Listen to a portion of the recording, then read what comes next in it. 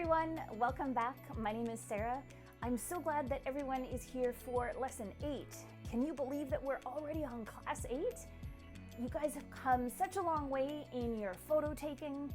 It's been awesome to see everyone and how they're developing and how they are taking new photos, how creative you guys are being. It's definitely showing that you guys are having a lot of fun and that you are learning. So I wanted to say a big thank you to everyone who has tuned in and who has continued to send in photos.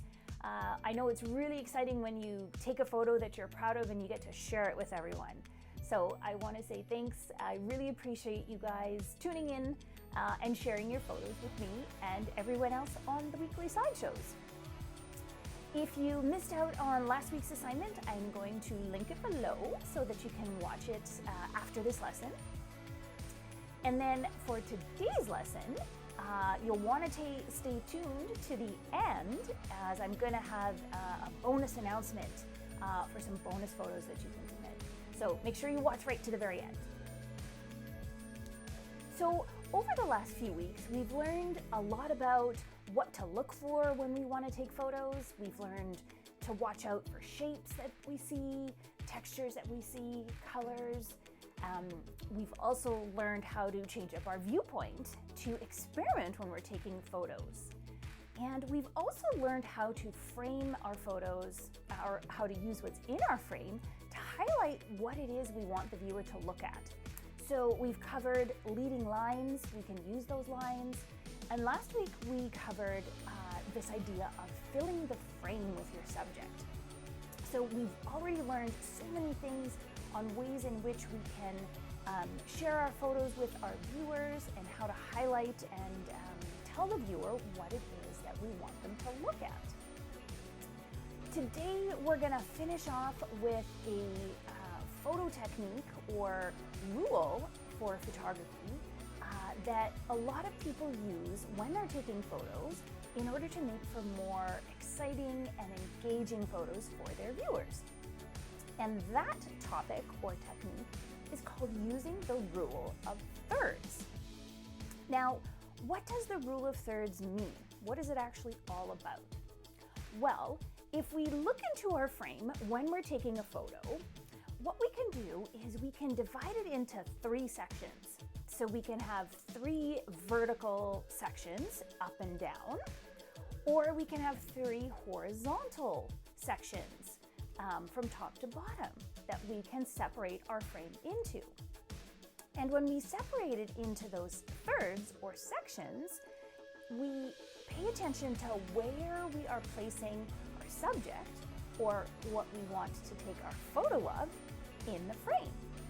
And by placing it on one of the thirds, either to the left or the right, or the bottom or the top, we can create more interesting and engaging photos.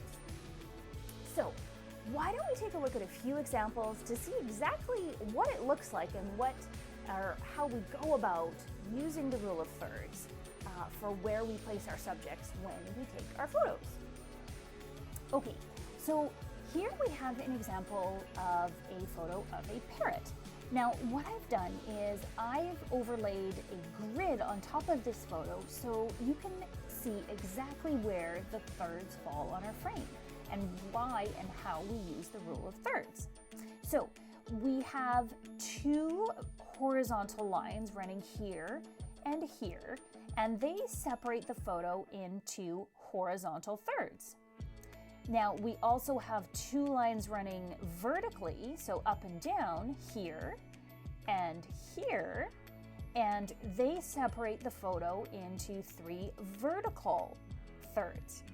So what we do when we use this rule of thirds is we place our subject in one of the spots where the lines connect. So we have this top right third, we have this bottom right third, we have the left third, and we have the top left third.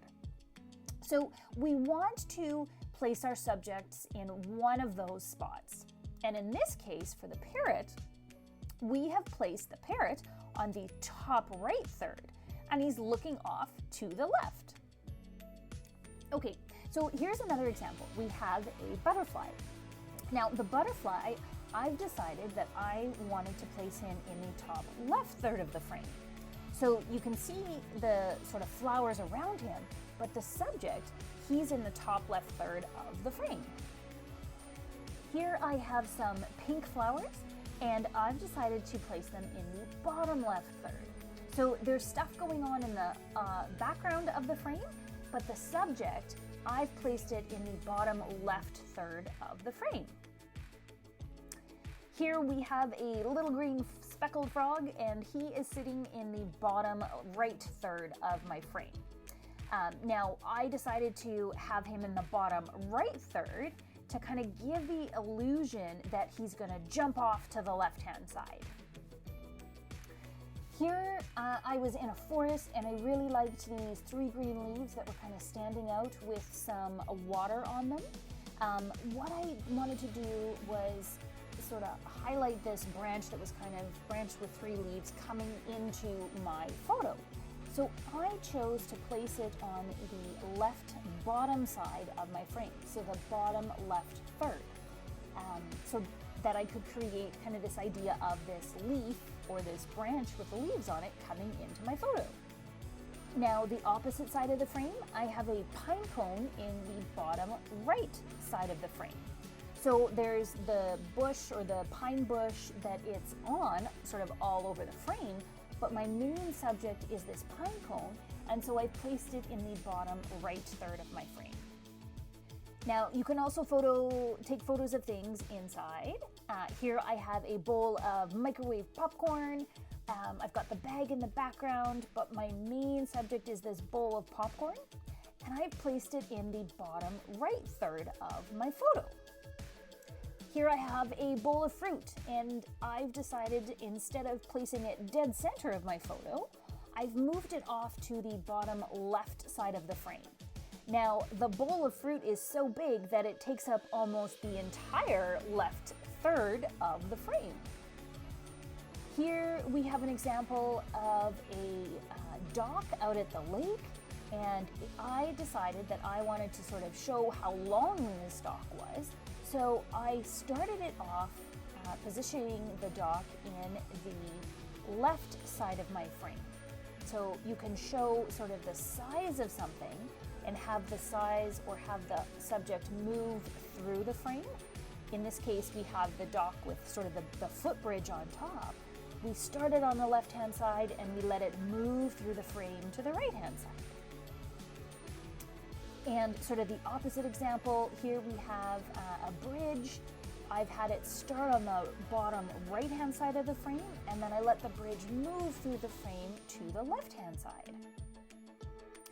Now, when you are dealing with nature photos and you've got the horizon in your photo, now the horizon is where the sun sets. So when the sun sets at the end of the day, where it kind of starts to disappear, that's what the horizon is. And when we're taking photos outside, we want to pay attention to where we place that horizon. And the reason for that is we want to decide what the picture is about. So by placing the horizon in the bottom third, like in this photo here, I've decided that I want my photo to be about the mountain and the clouds above. So I put a little bit of the lake below and a little bit of the land, but most of this picture is about the mountain and the clouds. So by paying attention to where I place my horizon in that bottom third, I can tell the viewer that this photo is all about the mountain and the clouds. Now, in this photo, I've decided to only put a little bit of the sky in, so I've moved the horizon up to the top third of the frame. I want this photo to be all about the mountains and the trees and the stream running through. So I've changed where my horizon is. It's no longer in the bottom third of the frame like it is in this photo. In this photo, it's in the top third. So by paying attention to where that horizon line is, moving it to the top third or the bottom third, you can tell the viewer what the photo is all about. Now, here's an example of some moss that I saw hanging off of a tree branch.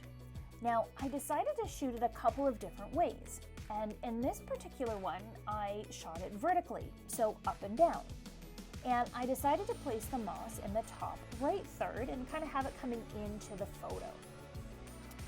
Then I moved a little bit and I changed my camera so that it was horizontal or side to side, and it created a very different looking photo. Now, the moss is still starting in that top right third of the frame, but because I changed my camera to horizontal, I now have more of the background in my photo.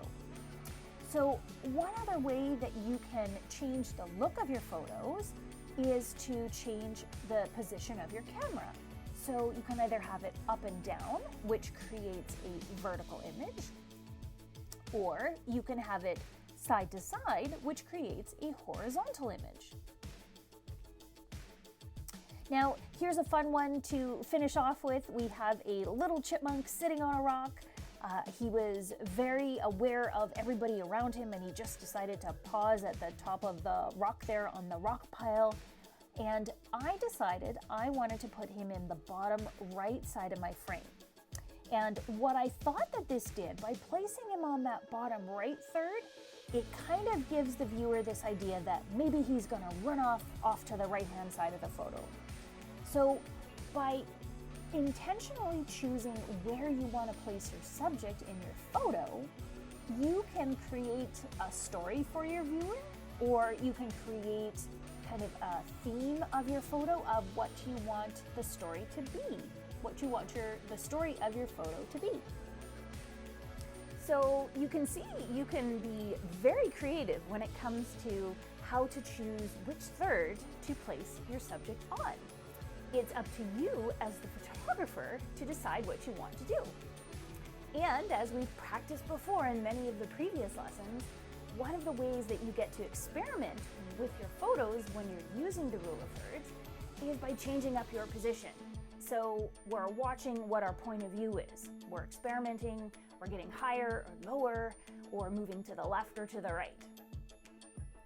So your final assignment is going to be to take photos using the rule of thirds. So you're going to have to pay attention and decide where you want to place your subject in your frame. So you're going to have to choose either on the left side or the right side, or the top or the bottom. But it's up to you what you want to do. So I want you guys to take the week to practice, spend some time getting out there, playing with the rule of thirds. You can decide to do this assignment all in one day if you like, if you're very ambitious, or if you want to take a couple of days to do it, that's okay too.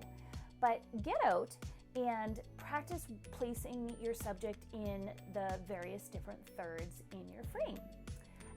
So either the top or the bottom, you could use the left or the right side of the frame, but practice moving your subject around. The other thing I want you guys to do is when you, maybe with one or two subjects, so try a couple of different scenes, take one subject and move it around your frame. So start in the top corner, put your subject in that top corner, and then move across to the other corner, and then maybe down to the bottom corner, and then across to the other side. And then take a look at each of those photos and see if there's one that you like more than the others. Oftentimes, that's what's going to happen. You experiment to see what each of them are going to look like, and then there's usually one, maybe two, that you really like out of this series of photos that you've taken. So practice all those different ways for experimenting with the rule of thirds, where you're placing your subject in your photo. Then, when you've completed the assignment and you're finished taking all of your photos, what I'd like you guys to do is pick 5 of your favorites. So take some time to look through all the photos you took, pick your 5 favorites, and you can submit those for the weekly slideshow, which will be up next week. And I'm also doing a bonus slideshow this week. So to kind of cap off this 8 weeks of photo taking that we've been doing, what I want you guys to do is go through all of the photos that you've taken for the assignment. and I want you to pick any 5 of your favorites. So you can pick photos from lesson 1 or lesson 4 or lesson 7 or maybe even this last lesson. Or if there's photos that you've taken at any time in this last week that maybe weren't for the assignment, but you still took a photo that you're really proud of, you can pick one of those as your favorite. So I'd like you to send in 5 favorite photos from the entire 8 classes, whichever photos you like. And then I'm gonna put together a bonus favorite slideshow for you guys. So that kind of wraps up 8 weeks of learning about photography. I really want to thank everybody for tuning in each week and getting out there and practicing taking photos. I have enjoyed every single minute when I get the messages that you guys are sending in my photos. You've definitely added to the joy in my day. I love getting photos, seeing what you guys are doing. As a teacher, it's always fun when I get to share my love of taking photos with other people. So I'm hoping that you guys learned something new and that you had fun. I'm hoping that you guys will continue to take photos and continue practicing and learning and enjoying everything there is about photography. So thank you so much for tuning in, for sharing your photos with me. I have loved every minute of it. And I hope that in the future, maybe there'll be some more classes. I'll get to see you guys again. But for now, that's the end of this last week of photo classes. So take care, continue taking photos, and we'll hopefully see you again in the future sometime soon. Take care, guys. Bye.